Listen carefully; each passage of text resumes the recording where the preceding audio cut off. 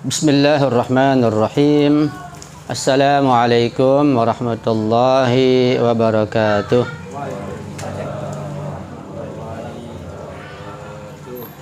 Alhamdulillahi rabbil alamin. Wal aqibatu li ahli taqwa wal yaqin. Wala udwana illa ala zalimin. Ashhadu an la ilaha illallah wahdahu la syarika lah. Wa asyhadu anna sayyidana wa nabiyyana Muhammadan abduhu wa rasuluh. Rabbi shrah li sadri wa yassir li amri wa hlul 'uqdatam min lisani yafqahu qawli, amma ba'du. Ikhwani akhwati al-hadirin al-hadirat yang saya hormati dan yang insyaallah selalu dimuliakan oleh Allah Subhanahu wa taala. Tema kita malam ini adalah mengapa bencana itu turun, atau dengan ungkapan yang lain, mengapa Allah menurunkan al-bala, bencana, musibah, dan petaka. Ini satu pertanyaan yang cukup penting dan tentu untuk menjawabnya juga tidak mudah.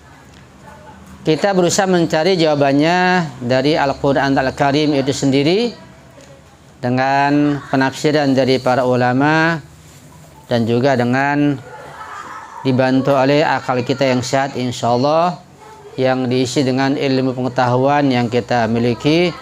Kita berusaha memahami tema ini dengan baik insyaallah. Manfaat mengkaji tema ini sudah sangat jelas. Pertama, kita akan menjadi lebih siap bersiaga untuk menerima bencana, petaka, bala apapun yang akan menimpa kita manusia. Ketika terjadi, kita akan lebih tabah, lebih sabar, lebih kuat, dan tetap mempertahankan dan mengedepankan iman kita kepada Allah Subhanahu wa ta'ala. Lebih dari itu, manfaatnya kita akan berusaha untuk menghindari sebab-sebab, ilat-ilat yang menyebabkan turunnya bencana. Kita akan menjauhkan sebab-sebab tersebut. Kita berusaha mencari sebab-sebab yang mendatangkan kebaikan, keberkahan, keselamatan, dan kebahagiaan lahir batin dunia dan akhirat. Karena itu mengkaji tema ini cukup penting, walaupun mungkin hanya dalam satu pertemuan saja, karena banyak ayat yang berkaitan yang perlu dibahas. Ayat yang terkait dengan masalah ini adalah terdapat di surat An-Nisa ayat 147. Allah Subhanahu wa ta'ala berfirman terkait hubungan antara syukur dengan turunnya bencana.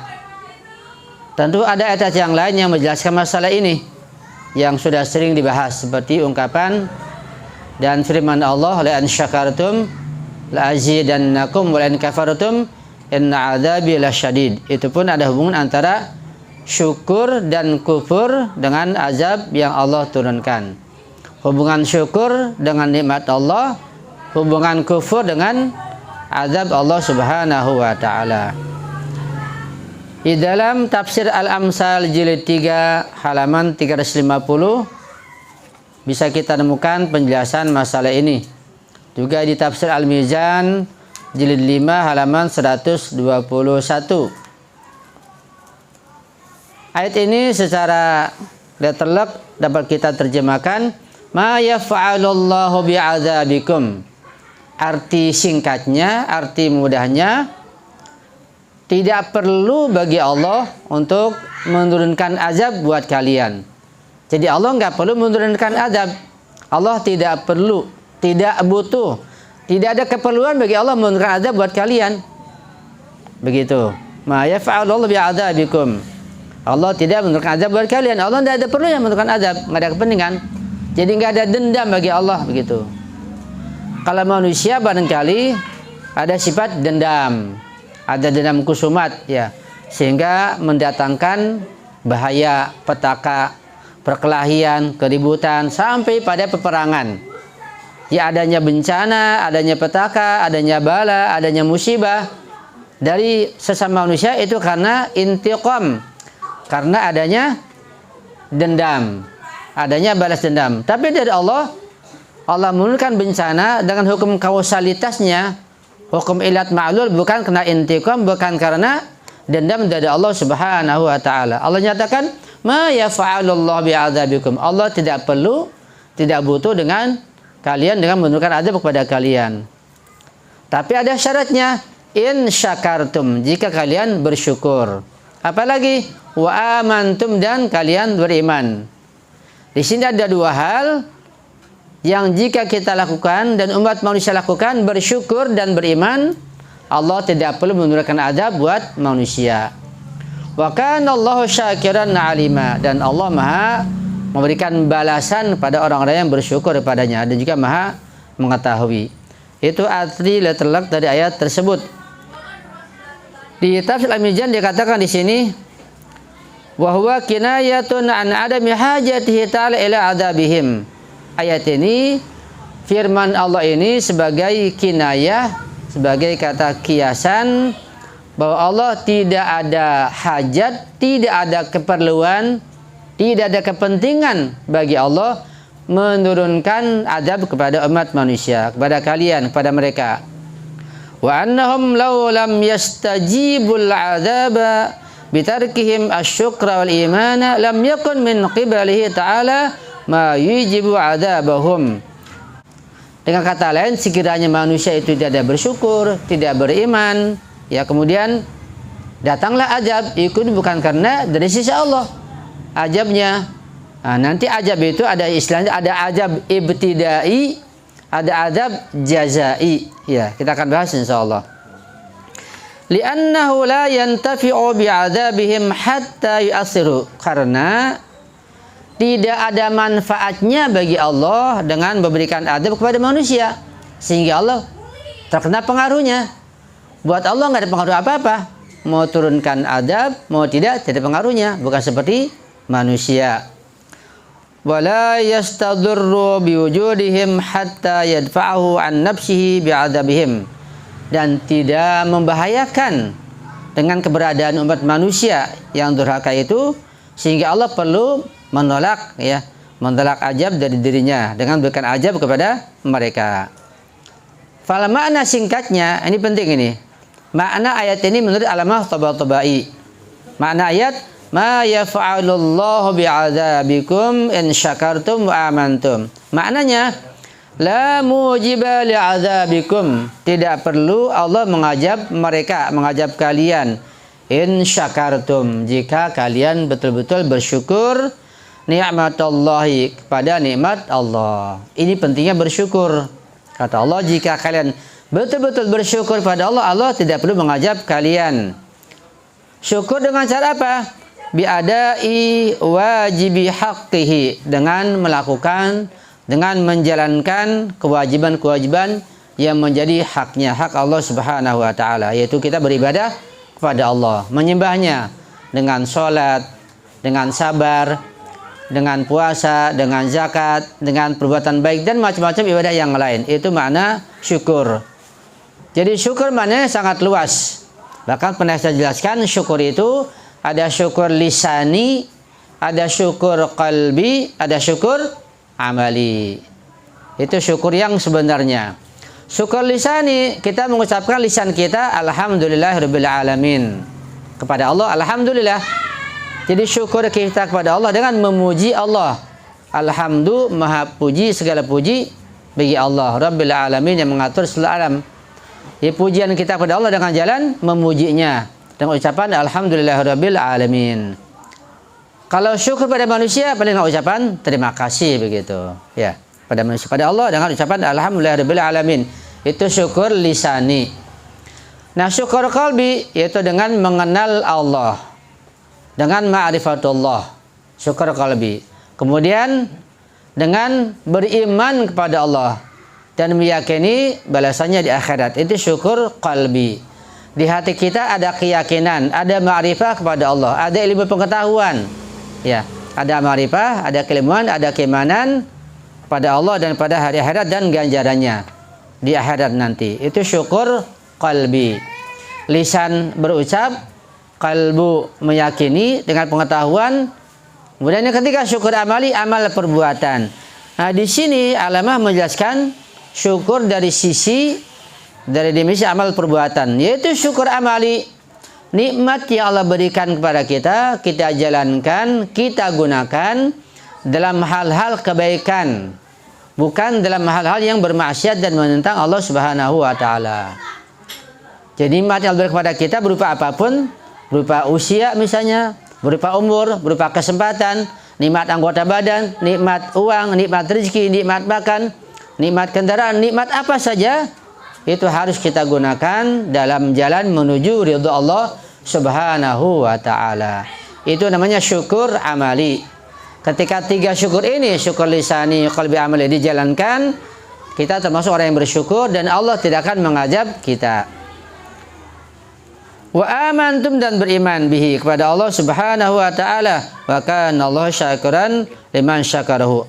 Wa amana bihi, dan Allah akan berikan ganjaran berlipat ganda pada orang yang bersyukur kepadanya dan beriman kepadanya.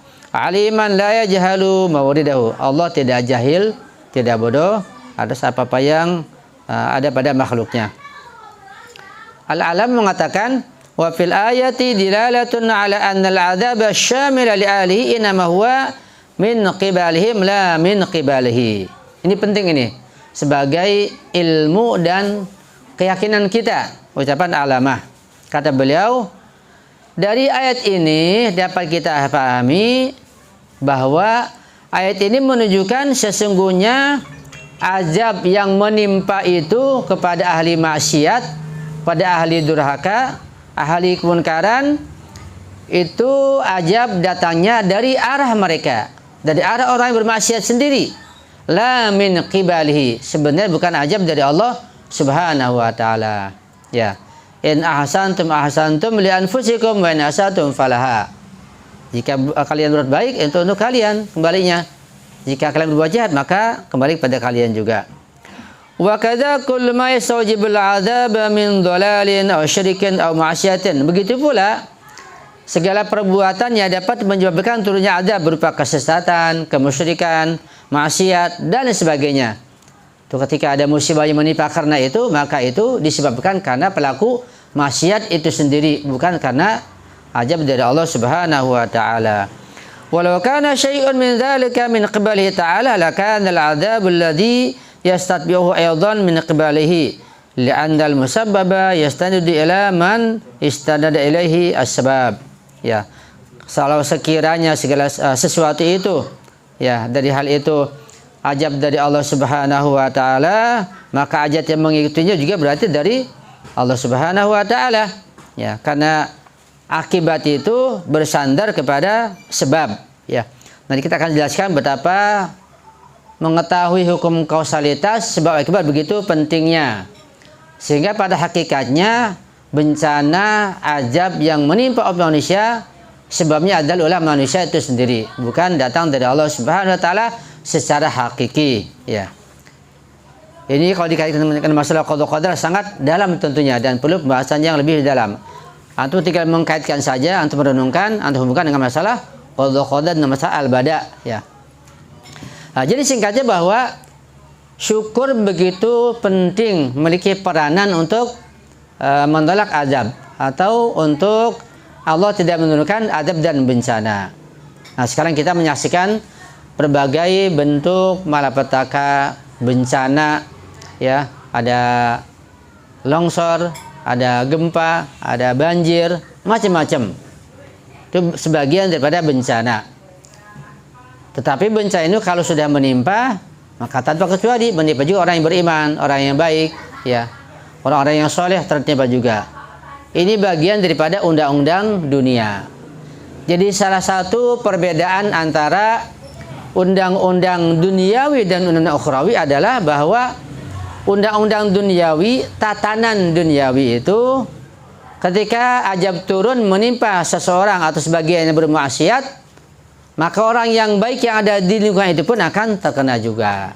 Itu undang-undang tatanan hukum duniawi. Tapi undang-undang ukhrawi, tatanan ukhrawi, hukum ukhrawi tidak demikian. Siksa azab itu hanya menimpa orang yang durhaka, orang yang ahli maksiat, orang yang munafik, yang musyrik. Ya, yang lainnya tidak musyrik, tidak munafik, tidak maksiat, tidak terkena. Mereka mendapat surga. Begitu. Tapi dunia tidak begitu. Sehingga di satu keluarga misalnya ketika ada seorang anak berbuat durhaka, anak berlaku maksiat, katakanlah anak ini bergajul, tidak sholat, suka mabuk, maksiat, ditangkap polisi, ya, ayah ibunya yang soleh, yang soleha, saudara-saudaranya juga yang soleh, yang soleha, terkena nggak malunya? Terkena nggak misalnya dia nggak bisa tidur sampai meriang, nggak enak, terkena semuanya. Bahkan jadi repot, jadi pusing. Bisa terkena stres juga orang tuanya, ayah ibunya, dan saudaranya. Padahal yang nakal adalah satu orang dari anaknya. Jika anak ada 8 orang, yang satunya nakal, semua keluarga akan terkena. Walaupun semuanya adalah berbuat baik. Orang yang soleh dan solehah. Itu undang-undang dunia. Nah, sehingga ketika masyarakat lebih besar lingkupnya, sebagian melakukan kejahatan, maksiat dan mungkaran, maka keluarga itu akan terkena semuanya. Jadi ada amal soleh jama'i, ada azab sifatnya jama'i juga, begitu. Nanti kita akan baca ayat berikutnya yang berkaitan dengan masalah itu insya Allah. Tadi saya katakan bahwa azab itu ada 2 macam, bisa mencatat. Ada azab ibtidai, ada azab jazai. Seperti juga hidayah. Hidayah itu ada hidayah ibtidai, ada hidayah jazai atau kasbi. Apa artinya? Hidayah dulu dah. Hidayah ibtidai adalah manusia belum dapat hidayah, tapi langsung Allah memberikan hidayah, begitu. Misalnya hidayah dari Allah kepada kita nih. Kita belum ngapa-ngapain, sudah ada hidayah dari Allah. Berupa apa? Kita dikasih akal. Akal alat hidayah dari Allah. Modal dari Allah. Kita dikasih syariat oleh Allah. Apalagi syariat Ahlul Bait sangat mulia. Dikasih, diturunkan Rasulullah. Diturunkan, diberikan para ma'sumin. Diberikan para ulama. Ini semua namanya hidayah ibtidai. Kita belum mengapa-ngapain, sudah dikasih modal. Begitu. Dikasih akal. Dikasih fitrah juga lagi. Dikasih syariat. Dan lengkap sudah. Jadi lampu yang kita miliki ini sudah sangat lengkap. Ini namanya hidayah ibtidai. Ada kedua hidayah jazai. Apa artinya? Artinya kalau kita menggunakan modal-modal ini, yaitu akal pikiran kita gunakan, syariat kita amalkan, kita pahami, kita gunakan, nabi, pembimbing, para rasul, para ma'sumin, para ulama kita ikuti, ya, kita amalkan, fitrah kita jaga kesuciannya, maka ada balasan dari Allah untuk mencapai hidayah berikutnya. Sampai hidayah ini bertangga-tangga sampai tidak terbatas. Sampai pada tingkat hidayah Rasulullah pun masih terus nggak ada batasnya. Jadi sebagian Allah pemberi hidayah dan Allah tidak terbatas, maka hidayah dari Allah juga tidak terbatas, begitu. Ini makna hidayah ibtidai dan hidayah jazai. Ini penting, ya. Azab begitu juga, ada azab ibtidai, ada azab jazai. Nah, pertanyaannya, kalau hidayah itu ada ibtidai, modal dari Allah, kemudian ada jazai, balasan dari Allah. Kalau kita menggunakan modal-modal tersebut, apakah ada azab namanya azab ibtidai? Nah, kata ulama, kalau hidayah ada ibtidai, kalau azab tidak ada.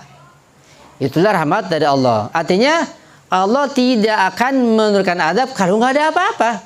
Ya, manusia nggak bersalah, nggak berdosa, nggak maksiat, nggak bermungkaran, nggak ada azab. Bahkan ayatnya banyak. Bahkan ayat menyatakan ketika ada Rasulullah, azab tidak akan turun, ya. Maka Allah mu'adzibahum atau yu'adzibahum wa anta fihim. Selama ada Rasulullah, azab tidak akan turun, ya.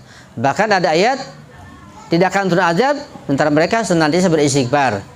Jadi azab ibtidai tidak ada. Itu rahmat dari Allah luar biasa. Bahkan azab jazai juga, azab balasan karena kejahatan, karena maksiat, karena oleh manusia. Itu pun kalau sudah keterlaluan. Jadi adanya bencana alam, adanya petaka, musibah, Baik sifatnya kelihatan, kebencana alam, maupun yang nggak kelihatan, kayak stres. Stres kelihatan nggak kelihatan. Ya. Semua bencana itu yang kelihatan maupun tidak kelihatan, kalau sudah keterlaluan baru Allah turunkan azabnya. Karena wa yafu an katsir. Kata Allah, ma asabakum min musibatin fa bima kasabat aydikum. Musibah apa saja yang menimpa kalian, fa bima kasabat aydikum, karena ulah kalian, karena usaha kalian, karena tingkah laku buruk kalian. Tetapi wa yafu an katsir, kata Allah. Allah memaafkan, mengampuni, menyingkirkan azab itu yang lebih banyak lagi. Artinya sudah keterlaluan, sudah kebangetan, baru Allah turunkan azab. Seperti azab pada masa-masa umat-umat sebelum umat Nabi Muhammad, pada masa umat yang terdahulu. Azab turunnya topan dan banjir di masa Nabi Nuh misalnya. Azab di masa Nabi Lut, di masa Nabi Soleh. Sudah keterlaluan, sudah dikasih peringatan, sudah dikasih tahu, sudah ada tanda-tandanya, masih terus saja. Masih ngeyel aja.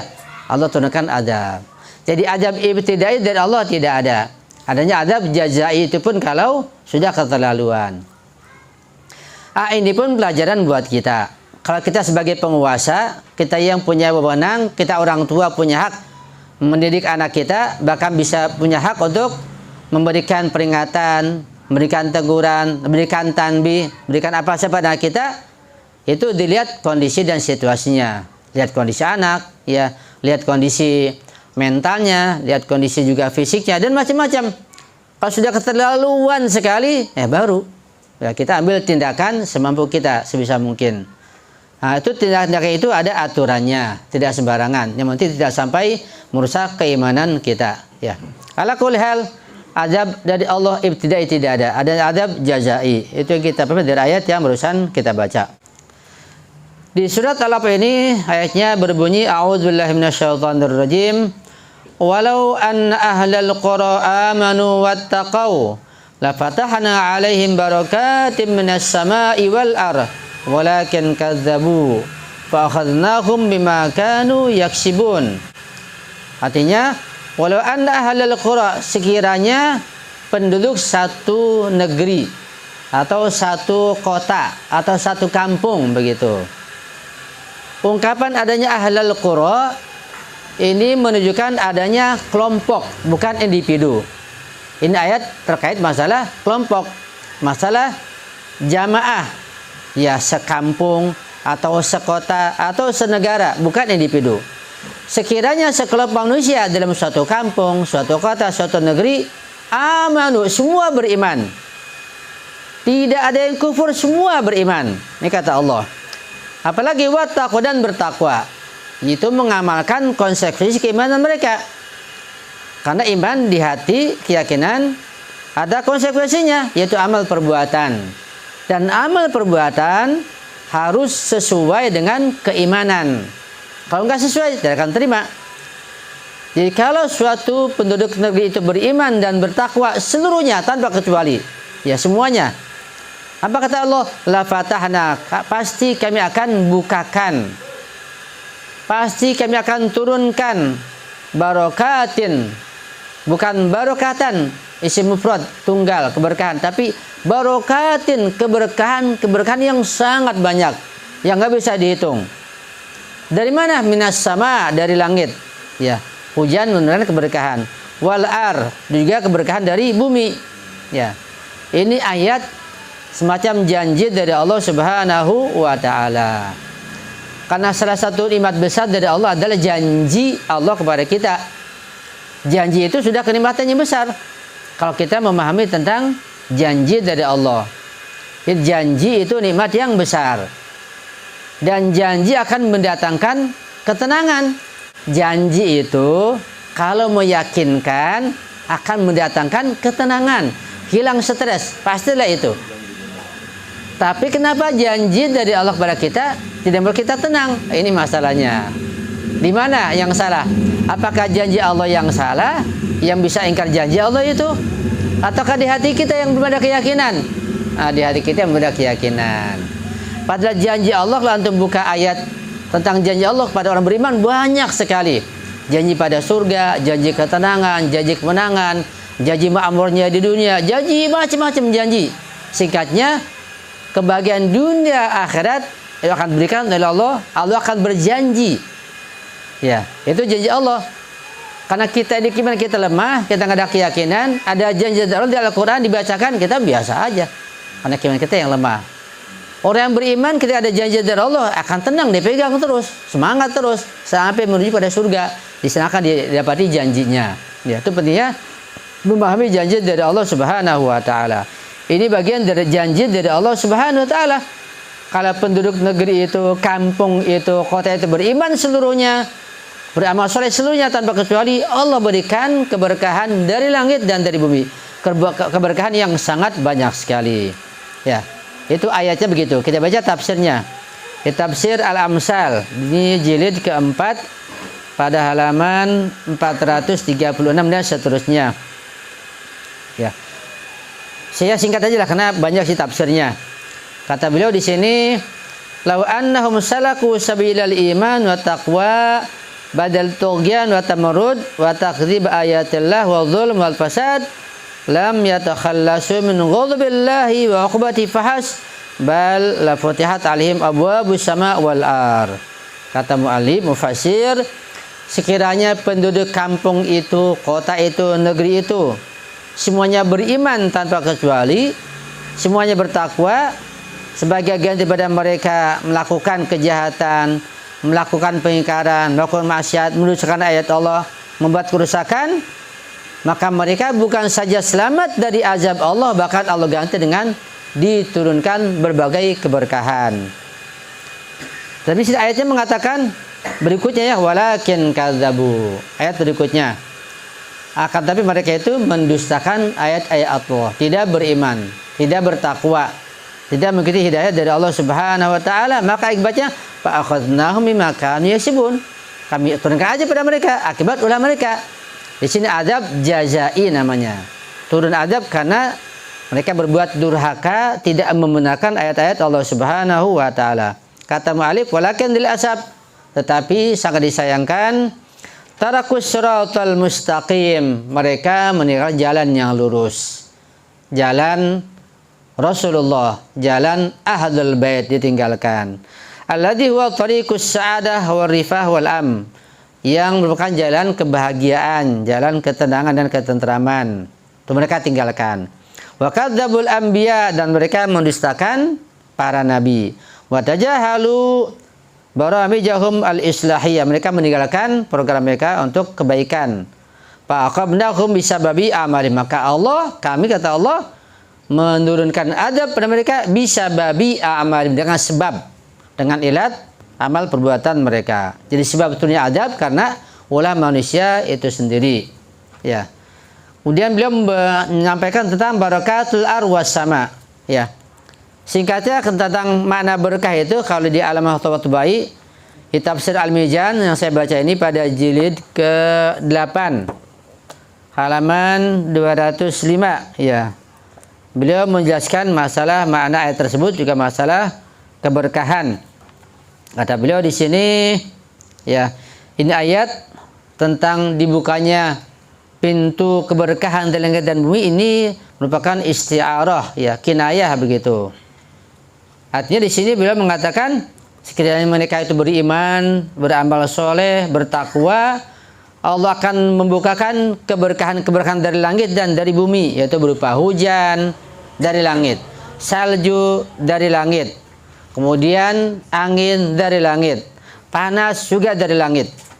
Jadi semua yang turun dari langit berupa hujan, salju, angin, panas, dan matahari dan yang lainnya, termasuk malaikat, itu keberkahan-keberkahan, tidak membawa bencana.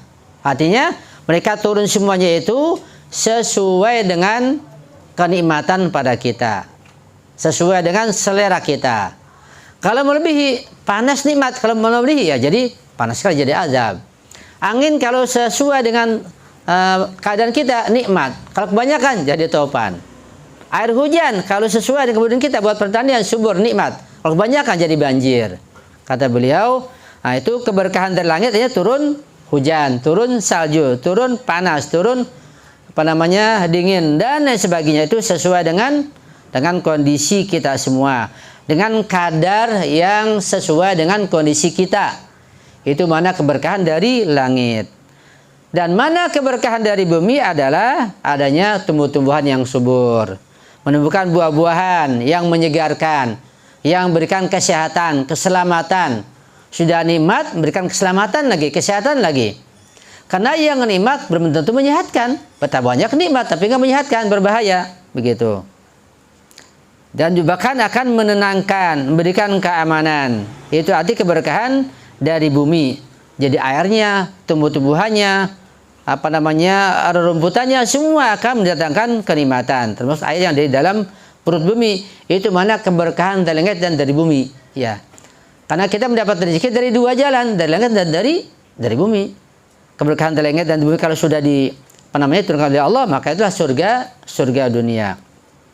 Ini kata beliau, walau anna ahlal Qur'an wattaqau. Ini ayat menunjukkan dengan jelas bahwa pintu-pintu keberkahan itu menjadi sebab ya diturunkannya, bukan, pintu-pintu keberkahan itu menjadi akibat yang sebabnya adalah iman dan takwa kepada Allah secara berjamaah. Beliau mengungkapkan di sini, al-ayatu dilalatun ala anna iftitaha abwabil barakati musabbabun li imani ahlil qura jami'an. Ada ungkapan jami'an, ini penting. Kata beliau, ayat ini, yaitu ungkapan walau anna ahlal qura amanu wattaqau, itu menunjukkan bahwa dibukanya pintu-pintu keberkahan dari langit dan dari bumi itu sebagai akibat dari keimanan seluruh penduduk kota, seluruh penduduk kampung, seluruh penduduk negeri. Tidak ada yang tidak beriman. Itu. Jadi imannya iman jama'i, iman kelompok semuanya. Maka keberkahan akan turun semuanya. Jadi artinya kalau kita ingin keberkahan dari langit dan bumi seluruhnya, nggak ada ajab sama sekali. Nggak ada gempa, nggak ada banjir, nggak ada ajab sama sekali. Seluruhnya harus beriman. Ya. Seluruh negara Indonesia ini beriman semuanya, pasti tidak akan ada gempa, tidak akan ada tsunami, tidak akan ada apapun ajab, semua ada kenikmatan. Kalau seluruhnya. Ini namanya ayat-ayat jama'i, ya. Ay anna dzalika min athari iman naw'il insani, kata beliau. Ini alamah tabai. Artinya bahwa manfaat dan turunnya keberkahan itu adalah dari keimanan an-naw'il insani, manusia seluruhnya, tidak ada pengecualian. Wa taqwahu, dan karena ketakwaan mereka. La imanal ba'di, diperkuat lagi, bukan kena iman sebagian. Sebagian beriman, sebagian kufur, masih belum ada keberkahan dari langit dan bumi. Harus semuanya begitu. Wa taqwahu. Fa inna imanal ba'di wa taqwahu la yanfaku an kufril ba'dil akhar wa fuskihi. Karena iman sebagian manusia dan ketakwaan sebagian manusia itu nggak bisa dipisahkan dari kekufuran sebagian yang lainnya. Artinya ketika yang beriman sebagian, pasti sebagian kufur. Ya, harus semuanya. Wa ma'adzalika la yartafi' sababul fasad wa huwa zahir. Itu pendapat alamah tabai. Ya. Walakin kadzabu fa akhadnahum bima kanu yaksibun, tapi mereka mendustakan ayat Allah Subhanahu wa taala.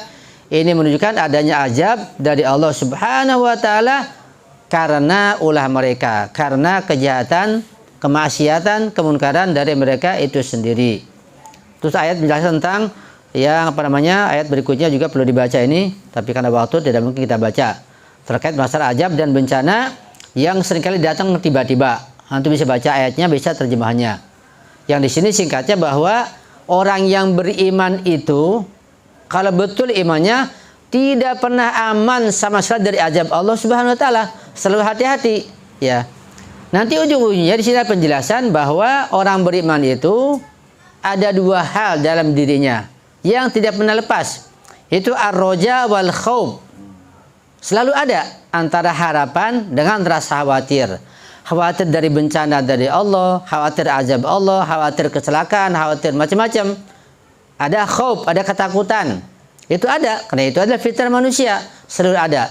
Tapi diimbangi dengan apa? Ar-roja, adanya harapan. Harapan nikmat dari Allah, harapan ampun Allah, harapan kenikmatan Allah, dan sampai harapan surga dari Allah Subhanahu wa taala. Nah, ketika antara al-khauf dan ar-roja seimbang, manusia akan berbahagia, tenang, tentram, tidak stres. Kalau nggak seimbang, kebanyakan khaufnya ya stres, roja tidak ada, itu bukan orang beriman. Atau kebanyakan harapan saja, tidak ada khaufnya, ya nanti dia seperti Firaun, dia hanya merasa bahagia terus, dia akan bermaksiat juga, karena nggak ada rasa takut. Firaun nggak merasa takut kan, artinya harapan terus. Jadi semua merasa bagian dirinya, ya bahkan dia mengaku Tuhan, itu berbahaya. Itu tidak sedikit orang-orang yang dari sisi rojaannya, harapannya lebih dominan. Dia merasa bahwa Allah berpihak kepada dia. Dia diangkat sebagai pejabat, mendapat kenikmatan, mendapat kesehatan. Berpihak ke dia, kepada Allah. Dia merasa adanya roja. Sehingga dia berkeyakinan di hadapun adanya harapan buat dia. Khauf tidak ada. Sehingga ketika keterlaluan, lupa pada Allah, adanya maksiat. Ya, itu tidak benar. Jadi khauf dan roja harus seimbang. Itu orang yang beriman. Kapanpun, dimanapun, ya pada saat kapanpun, ar-roja al-khauf selalu ada. Harus seimbang.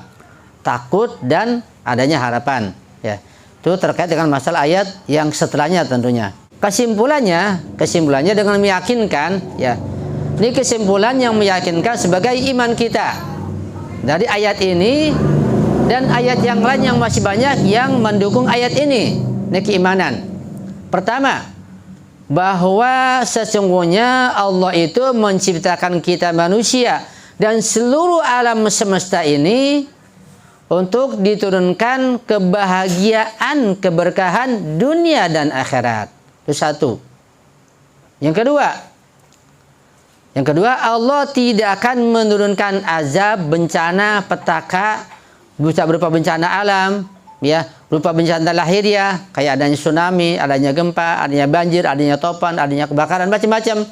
Juga bencana yang maknawi, ya stres, kemudian banyak penyakit gila, yang bunuh diri, macam-macam. Azab itu tidak ada. Berdasarkan ayat ini, kalau semuanya, bukan satu dua orang, bukan sebagian, kalau semua penduduk itu beriman dan bertakwa kepada Allah Subhanahu wa taala, azab itu enggak ada, ya.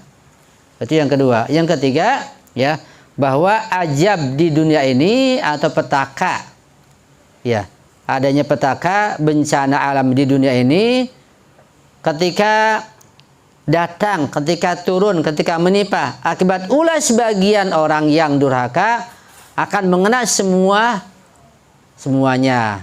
Yang lain yang tidak salah, yang tidak berdosa, yang mereka beriman juga terkena juga, itu undang-undang duniawi. Di akhirat yang terkena azab hanya yang berbuat salah. Sehingga ketika anak durhaka itu, kalau di dunia terkena keluarganya menanggung malu, nggak enak, nggak bisa tidur di dunia. Tapi di akhirat anak yang durhaka sudah pisah. Dan keluarganya yang lain yang soleh lupa pada anak durhaka itu. Orang tuanya lupa sudah pisah, Allah lupakan. Nggak bakal ingat. Apakah mungkin? Buat Allah sangat mudah. Maka itu ketika suami istri misalnya tidak seiman, ya pisah. Anak tidak seiman, ya pisah. Hatta Nabi pun dengan putranya atau ponakannya Kanan, ya berpisah. Hatta Nabi pun dengan istrinya Nabi Lut, Nabi Nuh, ya pisah juga. Hatta Nabi yang lain, hatta siapapun, ya pisah. Di dunia terkena bagian azabnya, terkena fitnahnya, menanggung derita, malu, ancaman, macam-macam. Itu di dunia undang-undangnya. Di akhirat pisah. Hatta Nabi pisah. Jadi nggak ada keluarga, menentang keluarga di akhirat diberikan syafaat begitu, nggak ada azab, tidak mungkin. Itu undang-undang akhirat seperti itu. Itu insya Allah kesimpulan yang jadi keimanan kita. Dan kita pun harus meyakini kalau kita beriman, kita beramal soleh dengan sepenuhnya, tidak akan ada bencana yang menimpa kita. Ya, bencana dengan sebab kita maksudnya. Jadi anu ulangi. Kalau kita ini individu, ya, tadi kan ayatnya ayat jama'i, ayat sosial, ayat kelompok. Sekarang individu, Anda perhatikan. Kalau kita sebagai pribadi, sebagai individu, beriman dengan sepenuhnya, bertakwa dengan sepenuhnya, tidak akan ada azab yang turun dengan sebab kita, dan tidak akan ada azab kepada kita dengan sebab kita. Tapi jangan dikira kita tidak terkena azab. Cuma azab yang menimpa kita bukan karena kita, karena yang lain, karena anak, karena yang lain, tetangga, karena lingkungan, itu bukan sebab kita. Nah, sehingga kita pahami dari sini, orang-orang yang soleh yang meninggal, yang terkena gempa, kena longsor, kena banjir, mereka beriman, mereka ahlul bait, mereka beramal soleh, sholat rajin, tidak berbuat maksiat, terkena azab juga, yaitu itu bukan karena kesalahan, karena dosa mereka, tapi karena yang lainnya, terkena juga orang-orang yang soleh itu. Tapi azab atau bencana yang terkena orang soleh itu sebagai pembuka, sebagai pintu menuju surga. Sekilas azab bencana, terhakikatnya dia masuk ke surga. Ya. Jadi kalau kita misalnya bersedih, menangis, orang keluarga kita kena bencana, misalnya ada anak yatim, rumahnya hancur, ada yang meninggal, udah tua, dia orang soleh. Kita melihat tahiriahnya terkena bencana, kasihan. Tapi ruhnya sudah di surga, dia sudah tersenyum, sudah ketawa. Kita ini masih nangis terus. Ya, lebih parah lagi kita menangisi mereka, kita nggak menangisi diri kita. Kita nggak tahu nasib kita di mana. Itu lebih parah lagi. Itu saja pakai tambahan dari kita, dan kita akan hubungkan dengan masalah diskusi terkait masalah bahas ini insyaallah. Shallu ala Muhammad wa ali Muhammad. Shalli ala Muhammad wa ali Muhammad.